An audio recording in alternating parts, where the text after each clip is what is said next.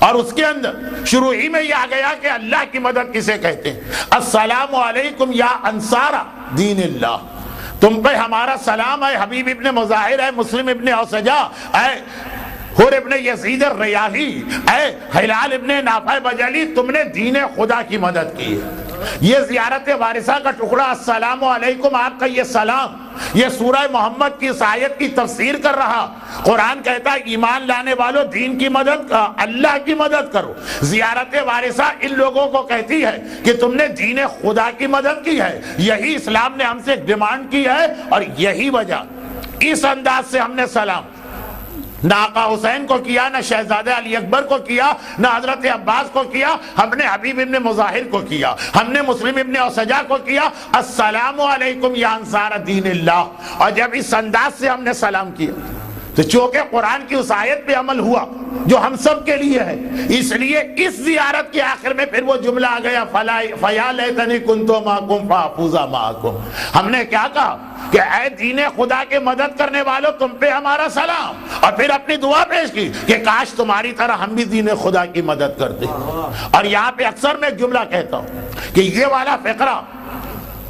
نہ آپ نے آقا حسین کی زیارت میں کہا، نہ شہزادہ علی اکبر کی، نہ حضرت عباس کی، یہ آپ نے کہا شہدائے کربلا کی زیارت میں کہ کاش ہم تمہارے ساتھ ہوتے۔ اور اس کی بہت ہی اہم وجہ، کئی وجوہات ہیں، میں نے زیارت وارثہ میں ایک پورا اشرا پڑھا، لیکن آج یہ نہ صرف یہ کہ ان 3 مجالس میں بھی یہ موضوع نہیں، بلکہ آج کی مجلس میں بھی نہیں ہے، خالی ایک چھوٹی سی تمہید۔ اور وہ اہم ترین فقرہ یہ کہ میری ساری زندگی کا تجربہ اور مشاہدہ وہ یہ کہ ذرا بھی اگر سمجھدار مومن ہو اور اس کے سامنے اب دین اسلام کے واجبات پیش کریں، اسلام نے جو چیزیں حرام کی ہیں وہ پیش کریں۔ غدیر خم کے خطبے میں پیغمبر نے ایک فقرہ اور کہا ہے، وہ فقرہ پیش کر دیں۔ پیغمبر نے کہا میں نے تمہیں وہ ساری باتیں بتا دی ہیں جو تمہیں اللہ سے قریب کرنے والی ہیں۔ اس کے اندر محبت اہل بیت اور ولایت مولا کائنات کے ساتھ پھر یہ نماز ہے، یہ روزہ ہے، یہ اطاعت والدین ہے، یہ خمس ہے، یہ حج۔ اور پیغمبر نے کہا میں نے تمہیں وہ ساری باتیں بتا دی ہیں جو تمہیں اللہ سے دور کرنے والی ہیں، چاہے وہ شراب ہو، چاہے وہ ڈرگس ہو، چاہے وہ بے حجابی ہو، چاہے وہ داڑھی کا شیو کرنا ہو، چاہے وہ میوزک ہو، چاہے وہ مکس گیدرنگ، ساری چیزیں غدیر خم کے خطبے میں پیغمبر نے کہا یہ ساری چیزیں میں نے بتا دی، لیکن یہ چیزیں جب کسی کے سامنے پیش کی تو اس کے بعد اس کا ایک ہی جواب ایسا ہوتا ہے کہ دل جل کے رہ جاتا، اور وہ یہ کہ مولانا جو کچھ آپ نے بتایا اور دلیلیں دی سب اپنی جگہ پر، لیکن وہ جو آپ نے مثالیں پیش کی ہیں وہ تو امام معصوم تھے، وہ تو اس کائنات کی اول مخلوق تھے، وہ تو نور سے خلق ہوئے ہیں، ان کا پسینہ اتنا قیمتی ہے کہ اس سے 1,24,000 انبیاء بنے، ہم تو ان کے غلاموں کی پاؤں کے خاک کے برابر بھی نہیں۔ ہم کہاں علی جیسی نماز پڑھیں، ہم کہاں معصومین جیسے حج کریں، ہم کہاں امام مظلوم کی طرح سے راہ خدا میں خرچ کریں۔ بہت اچھی مثالیں آپ نے دی، بہت اچھی سیرت معصومین ہے، یہی تو ہم دنیا سے کہتے ہیں، لیکن عمل کے لیے نہیں، کیونکہ ہم ویسے بن نہیں سکتے۔ مومنہ نے کہا کہ آپ نے شہزادی کا حجاب بتایا، آپ نے کیا بتایا؟ جب سے ہم نے ہوش سنبھالا ہے سنتے آ رہے ہیں، لیکن وہ تو شہزادی تھی۔ حدیث کسا کے اندر رسالت اور امامت کا تعارف ان کے ذریعے ہو رہا ہے، وہ تو جو بھی حجاب کرے کم ہے، ہم بھلا اس قابل کہاں کہ ویسا حجاب کریں۔ وہ جو مومن سیرت معصومین سن کر اور سیرت سیدہ سن کے ایک ایسا جواب بنایا تیار رکھتا کہ معلوم ہے ساری سیرت معصومین کے پیغام پہ اس نے پانی پھیر دیا۔ اور یہ عجیب اس کی منطق و لاجک ہے جو میری سمجھ میں آج تک نہیں ہے کہ اگر امام معصوم ہر رات 1000 رکعت نماز پڑھے تو آپ کہیں کہ مجھے 17 بھی نہیں پڑھنا چاہیے کیونکہ میں ان جیسا نہیں ہوں۔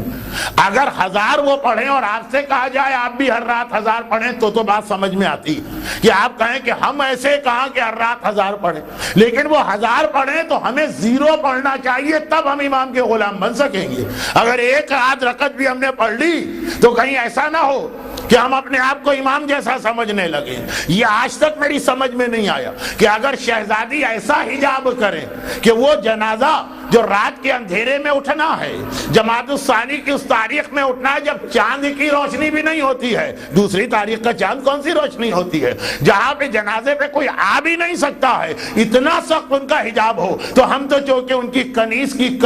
کنیز ہیں، اس لیے ہم ویسا حجاب کہاں کریں؟ تو ہمیں تو ایسا لباس پہننا چاہیے کہ سر سے پیر تک سارا بدن ننگا نظر آ رہا ہو، کیونکہ ہم ویسے کہاں بن سکتے ہیں۔ یہ میری ساری زندگی کا تجربہ کہ معصومین کی سیرت اور شہزادی کی سیرت کے لیے جواب تیار ہے۔ یہی وجہ ہے کہ قرآن نہیں، شاید یہ وجہ ہے، میں یقین سے کیسے کہوں کہ شاید یہ وجہ کہ اسلام آقا حسین کی زیارت میں یہ جملہ نہ کہا، شاید یہی وجہ ہے کہ آقا عباس کی زیارت میں یہ نہیں کہا تو حبیب ابن مظاہر کی، کہا تو مسلم ابن اوسجہ کی، چلے ان کو بھی چھوڑ دیجئے، بہت بڑے بڑے نام، کہا تو جون غلام حبشی کی زیارت میں یہ فقرہ کہا کہ کاش ہم تمہارے ساتھ ہوتے۔ یہ تو نور سے پیدا نہیں ہوئے ہیں نا، ان کے بارے میں تو کوئی نہیں کہتا کہ یہ معصوم ہیں، یہ تو ایک امتی گھر میں پیدا ہوئے، ان کے ماں اور باپ ایسے، یعنی عام لفظ عام میں کہہ رہا ہوں، اس سے مطلب توہین نہیں ہے، غیر معصوم، نور سے نہیں پیدا ہوئے، ان کے والدین وہ عام سے والدین ہیں، ایسے کہ اکثر کے والدین کا آپ نے نام بھی نہیں سنا ہوگا، لیکن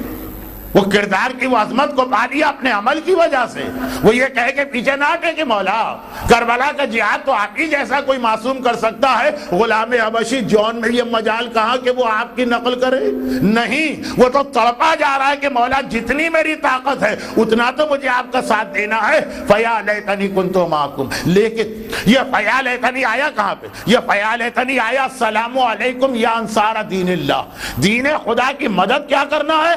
اللہ کی مدد کیا کرنا ہے؟ قرآن نے کہا اللہ کی مدد کرو، اور زیارت وارثہ نے کہا اللہ کی مدد سے مطلب اسلام کی مدد ہے،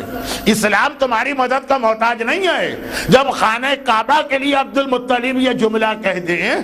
کہ اس کا ایک محافظ ہے، وہ اپنے گھر کو بچائے گا، اے ابرہہ تو ہاتھی لاتا ہے تو لاتا رہے، لیکن ہم سے یہ سوال ہوگا کہ جب تمہارے زمانے میں اسلام کو ضرورت تھی تو تم نے اس کی کیا مدد کی؟ اور یہی پیغام ہم کو فیا لیتنی کی شکل میں دیا گیا۔ میں اس سے پہلے اسی کراچی میں 10 سال پہلے اکثر ایک مثال پڑھا کرتا، اب تو خاصا وقت گزر گیا تو ایک بہت مختصر دورہ، اور وہ یہ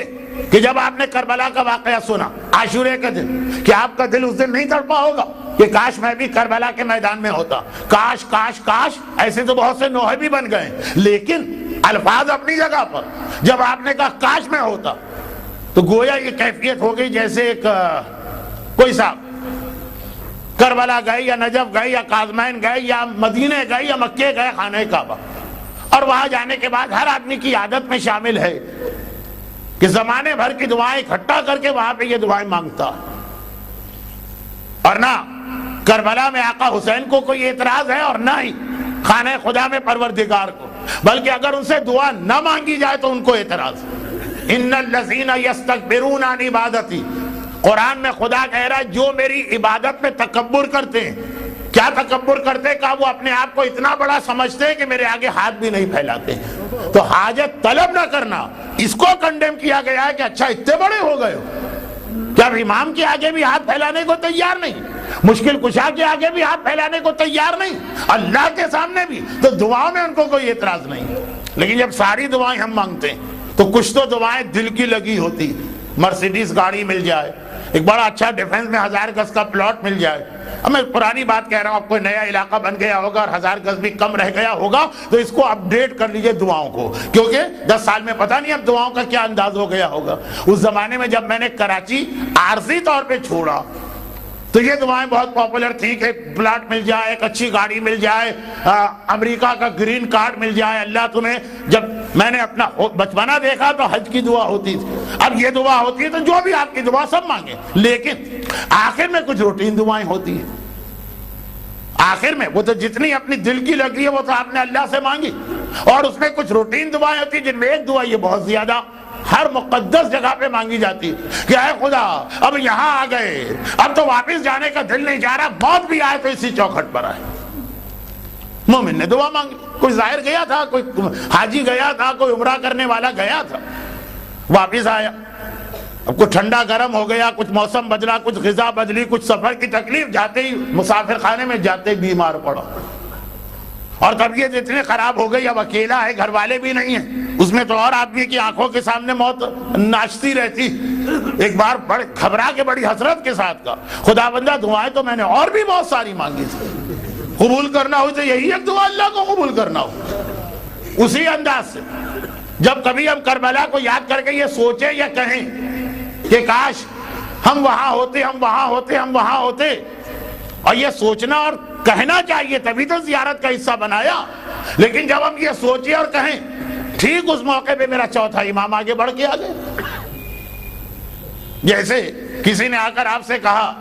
کہ بھائی پچھلے ہفتے میں بہت بڑی مصیبت میں پھنس گیا تھا، ایسی مجھے 1 لاکھ روپے کی ضرورت تھی کہ میری زندگی اور موت کا مسئلہ تھا، بیٹا میرا مر رہا تھا، آپریشن کے ٹیبل یا ICU میں تھا، اور میری سمجھ میں نہیں آ رہا تھا میں کہاں سے یہ پیسے لے کے آؤں، کس سے مانگوں۔ کسی طرح سے اللہ نے وہ وقت گزار دیا۔ اب ہم نے سوچا کہ وقت تو گزر گیا، نمبر بنانے کا بڑا اچھا موقع۔ ہم نے کہا اچھا آپ نے ہم سے کیوں نہیں کانٹیکٹ کیا، ہم تو ہیں آپ کے چاہنے والے، ہم سے کہتے ہیں فوراً آپ کی مدد کر دیں۔ ایک دم اس نے کہا لیکن مجھے یاد آ گیا کہ ہاں ابھی 2000 کا ایک مسئلہ میرا باقی ہے، یہ تو آپ دے دیجئے۔ آپ نے گھبرا کے کہا نہیں افسوس، اس وقت تو میں بھی بڑی پریشانی میں ہوں۔ تو جدھر ہم نے کہا کربلا کے شہیدوں کو یاد کر کے کہ فیا لیتنی کنتو معکم، کہ کاش میں تمہارے ساتھ ہوتا، تو آپ نے تو خلوص دل کے ساتھ کہا۔ کچھ لوگوں نے یہ سوچا ہوگا کہ اب کہاں 61 ہجری، کہاں کربلا کا میدان، کہہ دو یہ۔ جیسے ہی ہم نے یہ کہا ویسے ہی حسین کا وارث سجاد سامنے آ گئے، اور اس نے کہا اچھا تم نے کہا تھا تم کربلا میں ہوتے، تو کربلا میں ہو، کلو ارضن کربلا و کلو یوم عاشورا، ہر زمین کربلا ہے۔ کربلا کے لیے اب عراق جانا ضروری نہیں ہے، زیارت کے لیے اس کربلا میں جاؤ، اور ڈیوٹی انجام دینے کے لیے کراچی بھی تمہارے لیے کربلا و کلو یوم عاشورا۔ اور کربلا جانے کے لیے ضروری نہیں ہے کہ 10 محرم 61 ہجری ہو، بلکہ اگر 12 محرم 1429 ہجری کی کراچی میں بیٹھے ہو تو یہاں بھی تمہارے لیے کربلا موجود ہے، کیونکہ وہاں بھی حسین نہ تاج کے لیے گئے ہیں، نہ تخت کے لیے گئے ہیں، نہ کسی پولیٹیکل مسئلے کے لیے گئے ہیں۔ انی لم اخرج اشرم ولا بطرم ولا ظالما ولا مفسدا، وہاں بھی حسین دین کے لیے گئے ہیں، اسلام کے لیے گئے ہیں۔ انی خرجت لطلب اصلاح امت جدی، میں جا رہا ہوں نانا کی امت کی اصلاح کرنے کے لیے، وہاں بھی حسین اس لیے گئے۔ آج بھی کراچی تڑپ تڑپ کے بتا رہا ہے کہ آج بھی نانا کی امت کو اصلاح کی ضرورت ہے۔ تو کربلا اگر کوئی پولیٹیکل وار ہوتی جیسے ذاکر نائک نے بغدادیہ، تو یقیناً مسئلہ تھا کہ یہ اس وقت کی بات ہے، آج کی بات نہیں ہے۔ لیکن کربلا جس مقصد کے لیے 61 ہجری میں تھی، کیا وہ مقصد آج بھی آپ کو آواز نہیں دے رہا؟ تو ادھر آپ نے کربلا والوں کو یاد کیا، اور ادھر کربلا نے آپ کو آواز دی کہ میں کربلا آج بھی موجود ہے۔ اور جیسے رسول اللہ نے عورتوں کے لیے ایک سہولت پیدا کر دی، ویسے ہی چوتھے امام نے پورے شیعوں کے لیے ایک سہولت پیدا کر دی۔ رسول اللہ نے، اب میں اپنی ایک تقریر ذہن میں رکھ کے جملہ کہہ رہا ہوں، وہ تقریر آپ نے کئی بار مجھ سے سنی، عزا خانہ حسینی کے اس ممبر پہ بھی میں پڑھ چکا ہوں، تو صرف ایک جملہ کہہ، رسول نے عورتوں کے لیے ایک سہولت پیدا کر دی کہ مردوں کو اگر راہ خدا میں جہاد کرنا ہوتا تھا تو ان کو بدر کے میدان جانا پڑتا تھا، احد کے میدان جانا پڑتا تھا، خندق و خیبر جانا پڑتا تھا۔ اور عورتوں کے لیے رسول بدر کا میدان بھی گھر میں لے کے آ گئے، احد کا میدان بھی گھر میں لے کے آ گئے، خندق و خیبر بھی گھر میں لے کے آ گئے۔ وہ یاد کیجئے میری پوری تقریر، ایک سہولت ہے نا۔ ایک ہے کہ آپ کو علاج کے لیے اسپتال جانا ہے، لائن میں لگنا، اور ایک یہ کہ اسپتال اٹھ کے آپ کے گھر میں آ جائے۔ یہ کسی بھی آدمی کے بڑے ہونے کی پاکستان میں پہچانے کے ٹھور ہوتی ہے اس کے معاشرے میں۔ آپ کو اپنا کام کرانا، آپ کو سرکاری آفس میں جانا، کچھ اتنے بڑے ہوتے ہیں کہ ان کے گھر کے اندر سرکاری آفس اٹھ کے چلا تھا۔ پیغمبر اسلام نے عورتوں کو یہ سہولت جہاد کے حوالے سے دی کہ مرد تجھے جہاد کا ثواب لینا ہے بدر میں جا، لیکن اے عورت تجھے ضرورت نہیں ہے، تیرے لیے رسول بدر کا میدان تیرے گھر میں لے کے آ رہے۔ یہی سہولت چوتھے امام نے اپنے سارے شیعوں کو دی۔ بلکہ اگلا جملہ میں ایسا کہہ رہا ہوں کہ نعوذ باللہ یہ احساس نہ ہو جائے کہ شہدائے کربلا کی توہین کی جا رہی ہے، ان کا رتبہ کم کیا جا رہا ہے۔ نہیں، جس حوالے سے جملہ کہا جا رہا ہے، اس کی روح کو سمجھیے گا، اور وہ یہ کہ مسلم ابن اسجع اور حبیب ابن مظاہر، حر ابن یزید ریاحی اور بریر حمدانی، ہلال ابن نافع بجلی اور جون غلام حبشی، ان کو اگر حسین کا ساتھ دینا ہے، رسول کو خوش کرنا ہے اور حسین کی ماں زہرا کو خوش کرنا ہے، تو انہیں اپنا وطن گھر بار چھوڑ کر کربلا جانا پڑتا ہے۔ اور چوتھے امام نے تمہیں سہولت دی